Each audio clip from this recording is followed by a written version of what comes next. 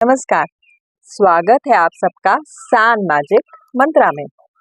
हम सब बेसब्री से इंतजार कर रहे हैं हमारे प्रिय, हमारे पसंदीदा भगवान गणेश जी के आगमन का। जी हाँ, 7 सितंबर से हम मनाने वाले हैं गणेश उत्सव। तो आइए देखते हैं इन 10 दिनों में हम गणेश जी का आशीर्वाद कैसे प्राप्त कर सकते हैं। अब देखिए, हमारे शरीर में जो 7 महत्वपूर्ण चक्र हैं, उसमें से सबसे पहला चक्र है मूलाधार चक्र, जो हमारे रीढ़ की हड्डी में नीचे एकदम स्थित है। देखिए, कहा गया है अथर्वशीर्ष में, त्वं मूलाधार स्थितोऽसि नित्यम, मतलब गणेश जी मूलाधार में स्थित है। तो गणेश जी का प्रिय रंग है लाल और मूलाधार चक्र का रंग भी है लाल। तो हमें इन 10 दिनों में ज़्यादा से ज़्यादा लाल रंग का प्रयोग करना चाहिए।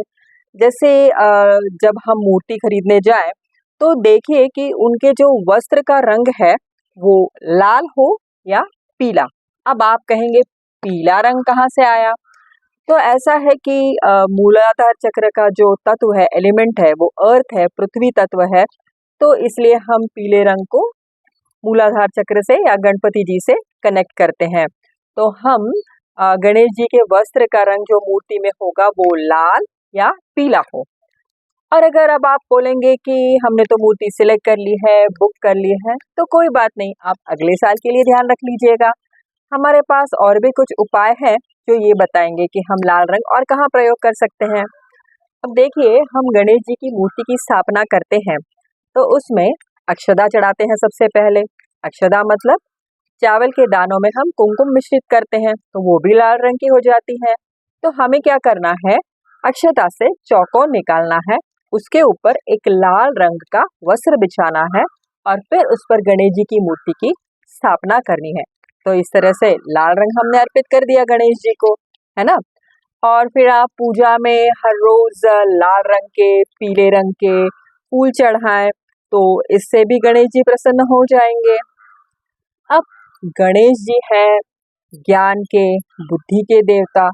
तो हमें इन 10 दिनों में ज़्यादा से ज़्यादा किसी धार्मिक ग्रंथ का पठन करना चाहिए और गंग गणपते नमः इस अष्टाक्षरी मंत्र का जप करना चाहिए। और जितना हो सके जो मूलाधार चक्र का बीज मंत्र है लम, उसका प्रयोग करना चाहिए। और सबसे ज़्यादा महत्वपूर्ण है कि हमें इन दिनों ध्यान धारणा करनी ही चाहिए। तो अब हम जब ध्यान धारणा करेंगे तो 11 मिनट तक हमें मूलाधार चक्र की आराधना करनी है। तो वो हम कैसे करेंगे कि हम पहले आंख बंद करके बैठ जाएंगे, उसके बाद पृथ्वी मुद्रा लेंगे। अब पृथ्वी मुद्रा कैसे लगते हैं, ये जो रिंग फिंगर है और अंगूठे को के टिप को ऐसे लगा लेंगे और हम इस तरह से पृथ्वी मुद्रा लगाएंगे।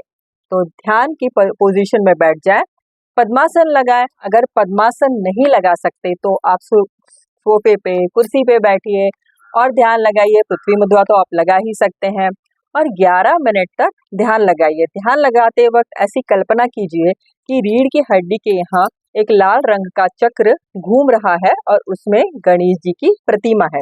इस तरह से आप 10 दिन तक ध्यान धारणा करें। वैसे तो 21 दिन करनी चाहिए, पर आप 10 दिन करके देखिए आपको कितना आनंद और चैन मिलेगा और इससे हमारे गणेश जी भी प्रसन्न हो जाएंगे। अब ऐसा है ना, गणेश जी किसके पुत्र हैं?